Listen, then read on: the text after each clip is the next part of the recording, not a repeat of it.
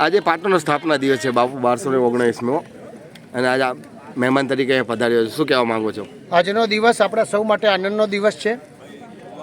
આનંદનો દિવસ એટલા માટે છે કે સમગ્ર પાટણ શહેર, પાટણના આજુબાજુના લોકો, સરકાર અને જોડે જોડે છેલ્લા 24 વર્ષથી રાજપૂત યુવા સંઘ પણ આ કાર્યક્રમ સાથે જોડીને એક અદ્ભુત કાર્યક્રમ કરવામાં આવે છે.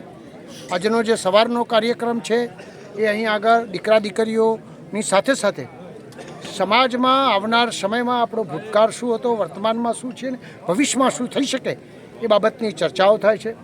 દીકરીઓ પણ અહીં આગળ તલવારથી માંડીને અનેક પ્રકારની જે કૌશલ્ય છે એ કૌશલ્ય પણ જોવા મળતું હોય છે. આજે પાટણની અંદર બધા 2:45 વાગે આ કાર્યક્રમ થવાનો છે અને એની સાથે આખું પાટણ જોડાવાનું છે. એની સાથે સાથે સાંજે સરકાર પણ એક અદ્ભુત કાર્યક્રમ રાણકી વાવ જોડે થવાનો છે. આ બધા કાર્યક્રમો થઈને પાટણનો જે ઇતિહાસ છે કે એવું કહેવાય છે કે આજથી 1280 વર્ષ કે 79 વર્ષ પહેલાં જ્યારે આખા વિશ્વમાં 10 મોટા શહેરો હતા, એમાંથી એક પાટણ હતું અને એમાં 1 લાખથી વધારે વસ્તી હતી.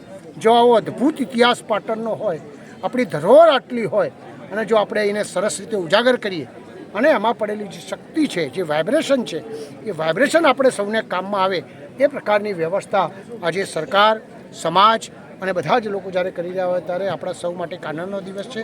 આજના દિવસે પાટણ જિલ્લામાં આપણે બધાએ મનથી એક સંકલ્પ કરવો જોઈએ કે જે ધરોહરમાં જે તાકાત હતી એ ધરોહરમાં ફરીથી એ તાકાતમાં કેવી રીતે ઉમેરો થાય અને જે ભૂતકાળ હતો એ ભૂતકાળ એ આપણો કેવી રીતે સારી રીતે ફરીથી સ્થાપિત થાય એ પ્રકારની પ્રવૃત્તિ બધા સાથે મળીને કરીએ.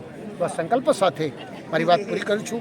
પત્રકાર મિત્રોનો એટલા માટે આભાર માનું છું કે પત્રકાર મિત્રો પણ અનેક પ્રકારનું આ પ્રકારની જે પ્રવૃત્તિઓ થતી હોય છે એને લોક સમક્ષ લઈને ચોથી જાગીરનું જે કામ કરે છે એમનો પણ આભાર માનું છું. Thank you.